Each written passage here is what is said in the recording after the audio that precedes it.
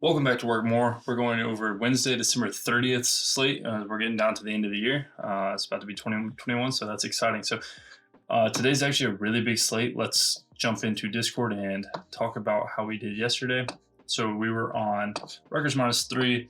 Ron Harper ended up getting hurt. I mean, not playing, not hurt. He was already hurt. We knew he was riding the bike Sunday at practice, but he actually did not play. Unfortunate, but we actually got the win in the Rutgers game. And Baylor first half -19.5, a lot of points, and it was just too much. They had a shot at the end of the game with end of the half with 22 seconds left, I believe. They had the ball, called a timeout, drew up a play, didn't even get a shot off, so they won the half by 18, I believe. So annoying, but part of it. So we juiced out on the day and on to a new day. So the new day is Wednesday, and let's get started looking into it. So the first game of the day we're going to talk about is Rhode Island versus St. Bonaventure. So Rhode Island is a team that I have been high on and praised a lot lately. I'm seeing 2.5 across the board. I'm going to have to go with Rhode Island -2 here. This is a bounce back spot from a Rhode Island team that has lost 3 games in a row now to Western Kentucky, Wisconsin, and Davidson. 3 really good basketball teams, but this Davidson one especially is an embarrassing loss. They lost by 9. They shot really bad. They had 58 points at home. Started off conference play 0-1, so that really hurts. And now they're back at home, needing a win at conference versus a St. Bonaventure team that I haven't been too impressed by. They've beaten Akron and Hofstra. They actually played really good versus Akron. I watched some of that game. I'm a fan of Akron basketball, so I wanted the Zips to win here, but they just couldn't get anything going. I think that they started off really sluggish. So nonetheless, I'm not very high on St. Bonaventure. I think that this is a good spot for Rhode Island and a bounce back, so I'm going to have to go with them there. So St. Bonaventure is 190th in true shooting percentage, and Rhode Island is front of the pack, like 117, I believe I just saw. And more important, so they're 117, and more important, they're going to have Fab Russell on the court. So he's the best player on the court, in my opinion. He had a really bad game last game. I believe he had 7 points, something like that. I don't have it in front of me, but he's due for a better game, and I will back the home team with the best player on the court in a bounce back situation. I think it's a really good spot. So Rhode Island -2 would have to be my first lean. Next is a weird game. So Butler versus Providence. They actually played last week, a week from today, and Butler won by 6, I believe, at home. So they won by 6 at home versus the same Providence game, and they were a 2.5 point dog, won by 6, and now they're a 5.5 point dog. So a strange line. That being said, I really like this Providence team much better than this Butler team. I'm not a big advocate or a fan of this Butler team. I think that I talked about it before the Indiana game. I think that Butler could have beaten Indiana or lost by 10. They're just a weird team that is really inconsistent, and I think that this being a weird line, first off, I think that needs to be circled and noted. And second off, I think that Providence has something to play for. Providence is a really good basketball team. They just beat DePaul in double overtime. They're a good team. So I'm going to have to go with Providence -5.5 here. I would really like 5, maybe even 4.5, but nonetheless, I think that there will be a buyback. So I think you're going to go 4.5. I think -4.5, you'd have to go Providence here at home, playing a team they just lost to. Notre Dame versus Virginia. I am low on Notre Dame, just like how I talked about Purdue yesterday.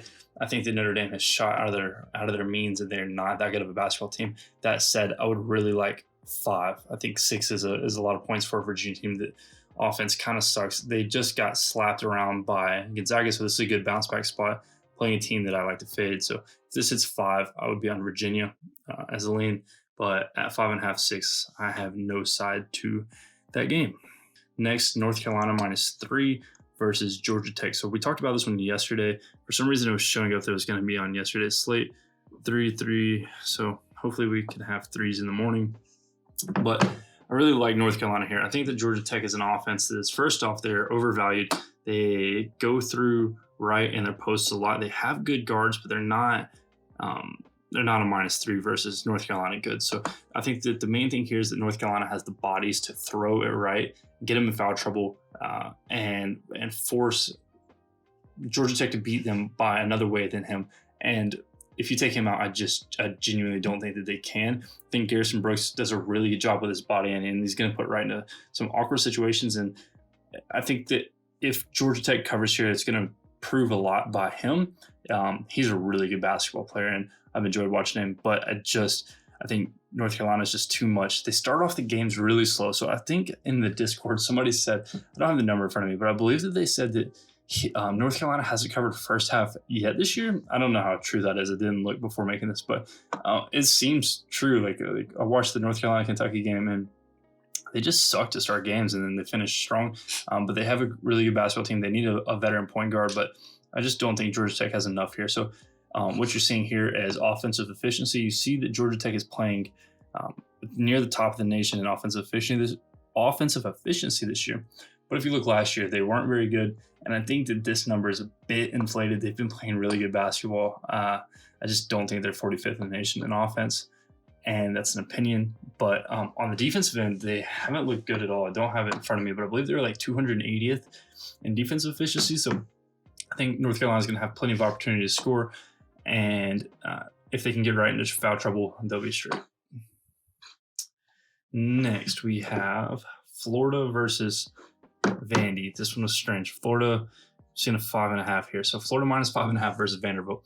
To break this down, like you can go many ways with this. So the first thing that I will note is that Florida, let's see. So Florida hasn't played in 28 days. Is that right? No, that's way wrong. 18 days. They haven't played in 18 days. So that's kind of scary. And 18 days ago was a big situation. I'm sure all of you have seen their best player got hurt. Unfortunate. He's okay. I think I heard that he is out of the hospital now. That's great. I was really worried about the kid. It did not look good by any means, but nonetheless, I think Florida has to step up here in conference play and show a new leader, because they're not going to get Johnson back. I would assume they're not going to get him back. He looked, I don't want to talk about it, but that being said, Vandy is a team that I am not anywhere near close to high on. They have beaten nobody. They've played 2 top 100 teams, and they've lost by double digits both times. Florida is the much more talented team. They should walk through this game. Ken Palm has it as a 10-point game. You're seeing 5.5. I think 5.5 is due to a little bit of rust on the road without a leading scorer, so that makes sense. I'm not going to say anything about that, but I think this line should be more near 7.5. So I think that it opened at 7. So 5.5. If it could hit 5 would be a really good number here, and I believe we would be on it. And then one more that we don't have a line on yet, Alcorn State versus Baylor. We talked about this in yesterday's video. Baylor's first half team total, they can't put the number high enough. I said that the line would probably be 47.5. That's what it was. And they scored 53. So in our write-up we had on the Discord, I said that Baylor would score, where's it at? 53-27. Central Arkansas shot 53% from deep, and they scored more than 27, so they didn't cover here. But Baylor scored 53. So right on the analysis, and Alcorn State is awful. They're awful. And Baylor will score over 50 again. So if you can get a first half team total of Baylor under 50, like anything under 50, I would assume. I don't even know what the number is. Let's see if I can pull it up real quick.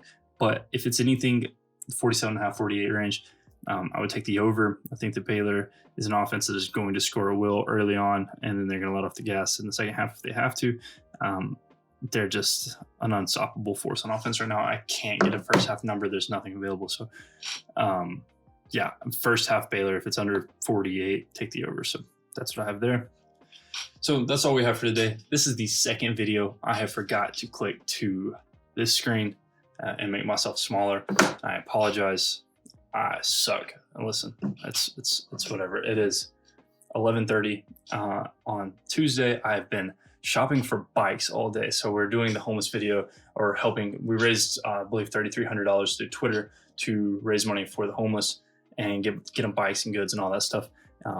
And so we went looking for bikes, and there was no, let's see if I can pull a picture up. There were no bikes anywhere. I believe we just went shopping through like 12 Walmarts and went for like 9 hours. So I apologize for seeing my face really big on the screen the whole time. I made a mistake. And yeah, so look, here's a picture. You can't see. Just go on Twitter if you want to see it. So nonetheless, I messed up. I apologize.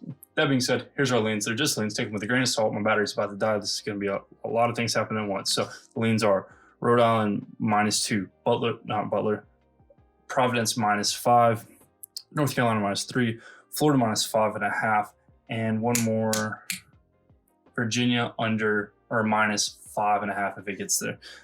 And Baylor first half team total over, we're going to say 48. Baylor first half team total over 48.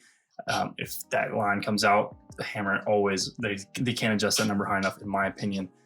That being said, these are all leans. Take them with a grain of salt. Do your own due diligence. If you want my plays officially, the link to our Discord is in the bio. We have information and whole casual conversation on a daily basis talking about sports to make you a sharper sports bettor. I am confident that it is the best thing in our industry currently, and we continue to try to make it better every single day. So that being said, oh, my battery died. Okay, I'm stuck. Yeah, have a good Wednesday. Is it Wednesday? Yep, have a good Wednesday. Enjoy it, and let's make some money.